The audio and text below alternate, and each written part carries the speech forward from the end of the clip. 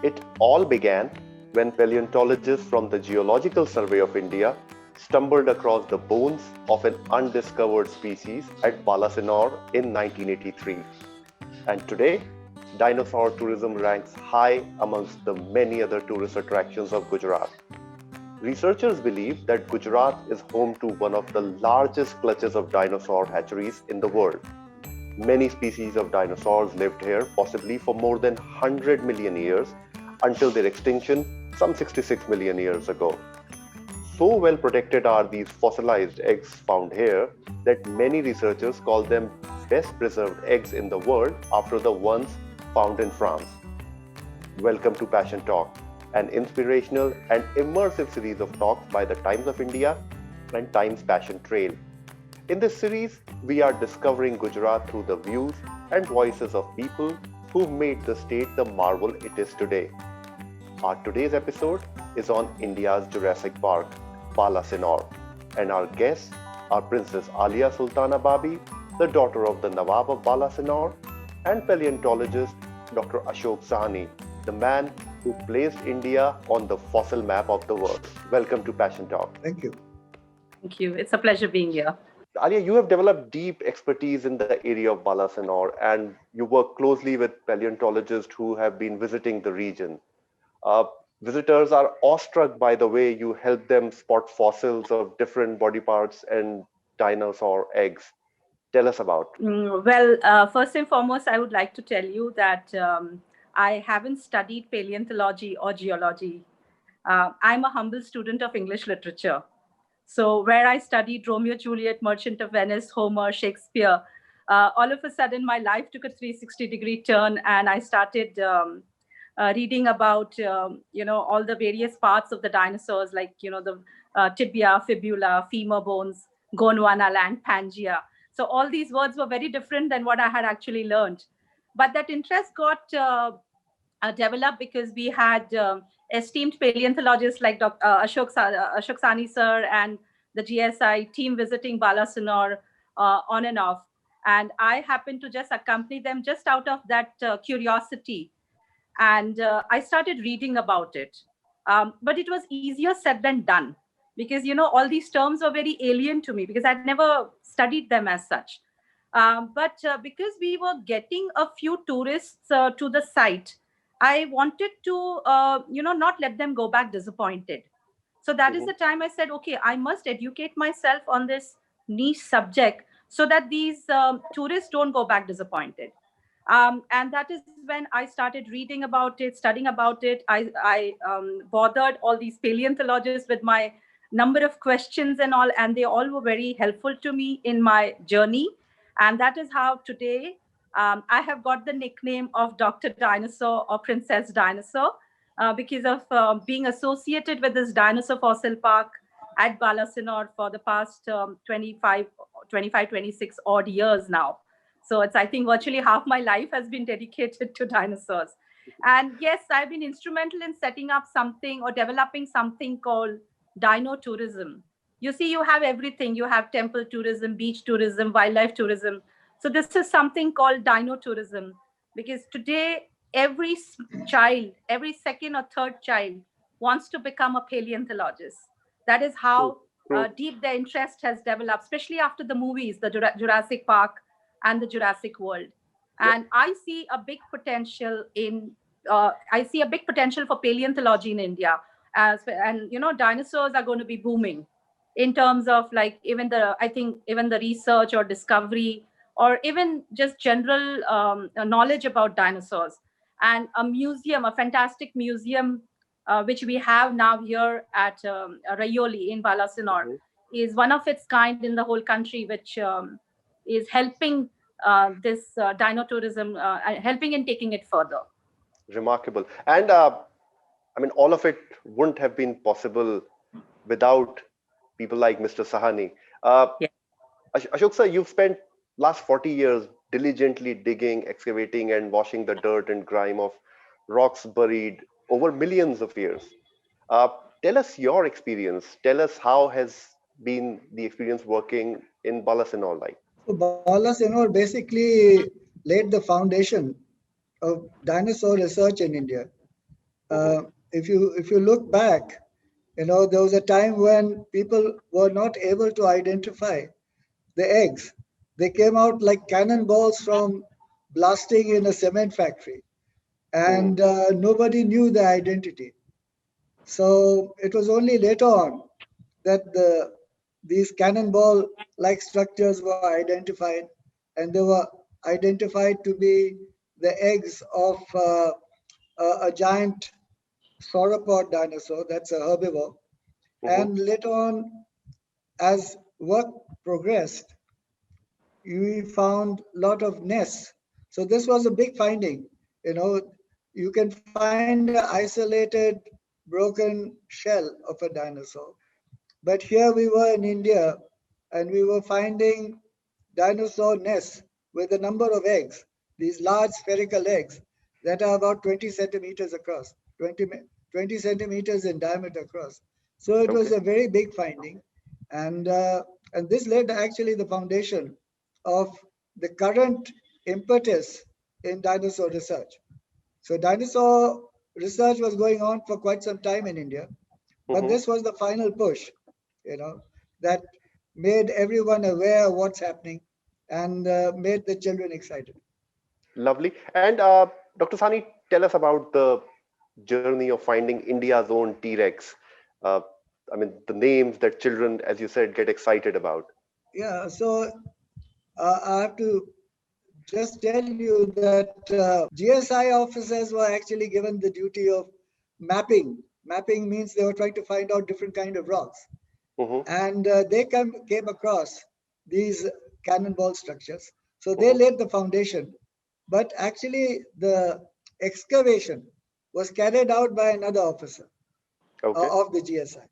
Mm-hmm. So excavation means basically that you have to dig up, uh, dig up a ground, and when the GSI, this person was Dr. Suresh Srivastava. He spent a lot of time, and it is, I think, mainly because of him that several bones were dug up in this area. And this led not only to the find of what was later the Indian T-Rex or Rajasaurus, but Mm-hmm. several other bones. So it's not only the dinosaurs, it's dinosaurs live with other animals. So it's Mm-hmm. the whole fauna that we are talking about. True. And Alia, you are an ardent advocate for the protection and preservation of this rare fossil site in Gujarat. And you're called the dinosaur princess, and you champion the cause of dinosaur education and conservation in India. From the beginning to now, take us through that journey. My association with the park happened sometime in 96, early 96, 97. Okay. And for me, it was very important that I protect this place because Mm-hmm. as I mentioned, we were getting that odd tourist there. And I felt that and we had also started our palace as a heritage homestay. Mm-hmm. So if we were going to take the tourists there and if there were no fossils, what were we Mm-hmm. going to show them? True. And as I mentioned, I wanted to do something even for the villagers, and I wanted to do something for dino tourism. So this was something which was already at the back of my mind. And that is the time I had to like really had to make it my like my mission in life that I need to get this site protected. So a lot of efforts went into getting that whole area protected, but it was, again, as I mentioned, easier said than done, because here you had the area was like vast, but we managed to get approximately 72 hectares barricaded. Mm-hmm. Barricades were in place, but then what happened? You had to also educate the villagers that what was the importance of barricading this area. So for that also, it took me a good many years. But today, yes, those individual fossils are also barricaded. So, people don't walk over them. Okay. People are not damaging them, or like even trying to remove them from the bedrocks. So yes, for me the most important thing even today, apart from the publicity and all that, is the preservation and the protection. Remarkable. Dr. Sani, do you lament the absence of a law to protect animal fossils and national assets? Absolutely, because as Alia just pointed out, vandalism is a huge issue, And it's not only vandalism. There are a lot of classic areas in geology, not only in Balasinor, all over India, and these are getting destroyed because sometimes they happen to be close to cement mines. And when money starts fighting with science or with these issues, then usually the cement people win. And at a number of places where there are very valuable geological finds, there are either buildings there or there are factories, or there's utter disregard for the worth. So I think we all have to actually start a movement where we can make people aware of the worth. This is, after all, our national heritage. Once you Absolutely. destroy something, it's gone forever. So that's the issue actually. It's not only it's everywhere. It's Yeah. in Himachal. There's so many lovely sites of fossils in places like Spiti. They they're building roads or they're building hotels, and so we are losing all this valuable material. So it has to be protected. There has to be a law. True. And Alia, suddenly a quaint little Balasinor becomes this great Jurassic Park of India. Experience of this change and how it has drawn tourist attention over the years? Yeah, here, we don't call it Jurassic Park. We call it the Cretaceous Park. Why? Okay. Because the dinosaurs which have been found here, our very own Rajasaurus narmadensis and the Rhyolisaurus gujaratensis. So here I would like to mention, that these two particular dinosaurs, they're very much Indian and they're very much Gujarati. So I call them my Gujju dinosaurs. So it's a very proud feeling indeed that my two Gujju dinosaurs now feature in the World Dictionary of Dinosaurs. Yeah.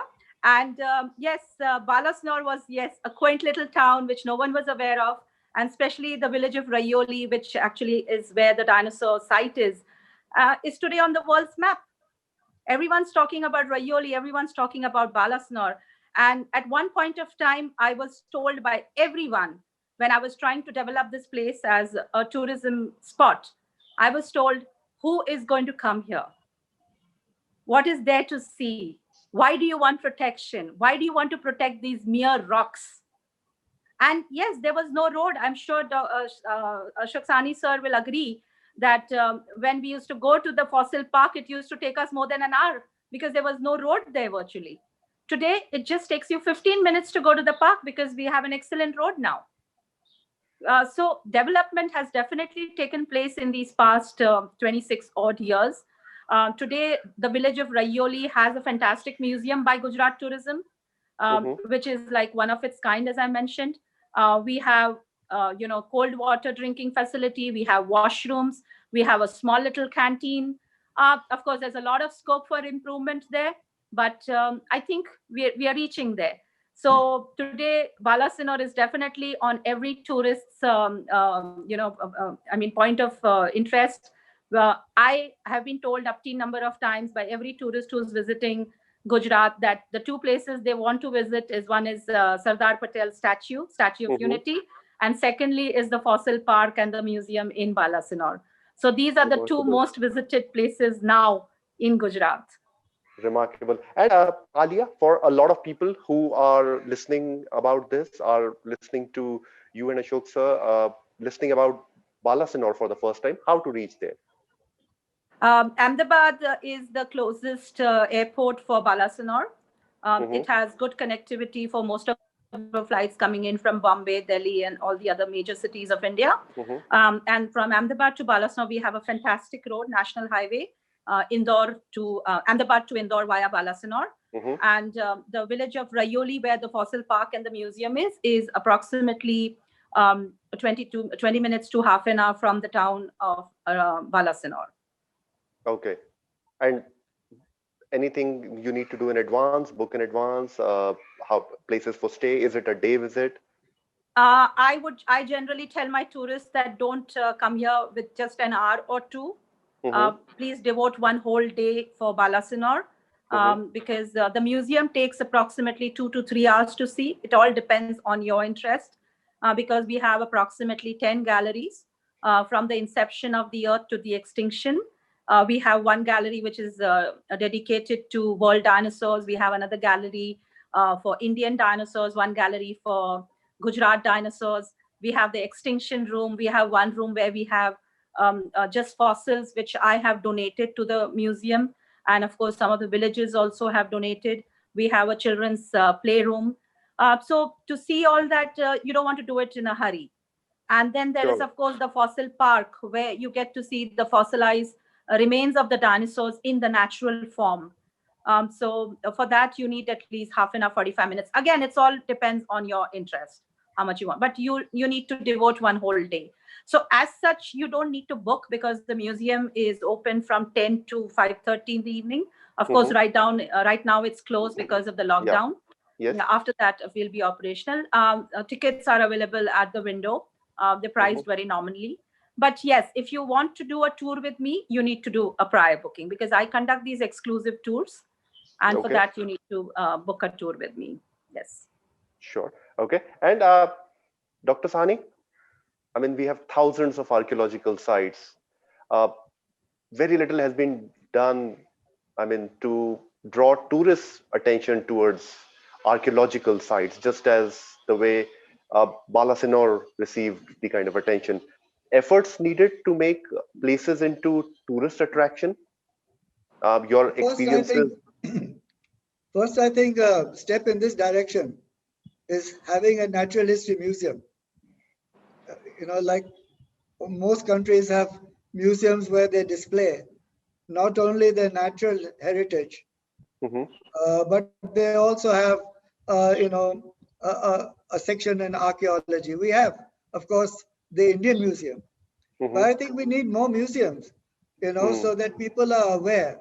We don't really have a museum where you have where children or students or college people can come in and actually ask, actively interact with scientists mhm. working in the museum. Usually we have displays, but we don't have an interactive kind of uh, um, situation Okay. like you have, let's say, at the So, American Museum of yeah, Natural absolutely. History, or the Mm, where you can talk. Children have all kinds of quaint questions, and sometimes you see this. The school comes in one way and goes out the other way. there's mhm. very little there's very little interaction, and I think this is a very fundamental point, that if children get interested and they understand, then they themselves will be on the forefront of protecting monuments, protecting sites. Right now that element is missing, Absolutely. so And we need to educate. yes, we sure do. And which are your favorite archaeological sites in Gujarat? So I have to make the distinction between archaeological and geological. Okay. Okay, so Okay. geological Let's sites. so let's just put it purely from a tourist perspective. Which are your suggestions as must visit? So Kutch is a great place. Hmm. Kutch, Gujarat again, since you were Yes. talking about, Yeah. and it has some of the best fossils. In fact, these were described like 100 years ago, and Okay. they're classic not only from the Indian point of view, Hmm. but from the global point of view. Hmm. But as they've survived because they haven't come into the limelight too much, Hmm. but they're actually classic localities where you have Hmm. these big mollusks, known as ammonites. So there are Hmm. many localities in Kutch, which Hmm. and by the way, I visit Kutch quite frequently, Hmm. and I've seen that small families have now started making museums. They've taken a room in their home and are displaying material that they have collected. Not one, quite a few. So Oh. there is a movement. Yes, there is a movement, and so I think Kutch is uh, another place. They don't have too many dinosaurs, but they have other fossils which are quite spectacular. This is glad to hear. And Alia, when not in Balasinor, which would be the other favorite treks of yours? Yeah, I always want to, go for digs and all that, but I have not had the opportunity to do any excavations or help in any excavation of my own, because when the excavation took place in Balasnor, I was very small. But it is on my bucket list that I do want to go for a dig. So I wanted to do so in America, but that opportunity has never risen. I haven't visited as such any other excavation site in India. Maybe because I feel Balasnor is the one closest to my heart. And I have explored the whole of the Balasnor region. When I have nothing better to do, I just take off. And I have on my own also discovered a couple of fossils here and there. And now with so many years of being in this field, and of course with the help of the seniors, I myself can identify a couple of fossils. I can identify which part it is. So yes, I on my own also have discovered. But given the opportunity, I would love to go on any digs anywhere in the world. South America is one of my, it's on top of my list, because that place like Patagonia, Argentina, are like the ones which I really read quite a lot about, because one of the largest dinosaur in the world was from Patagonia. That is, I think, the Patagotitan Mairum, which is one of the largest. So yes, given the opportunity, I would love to go there. Remarkable. And Dr. Sahni, way forward? Way forward, I think, is building a world-class museum, a natural history museum.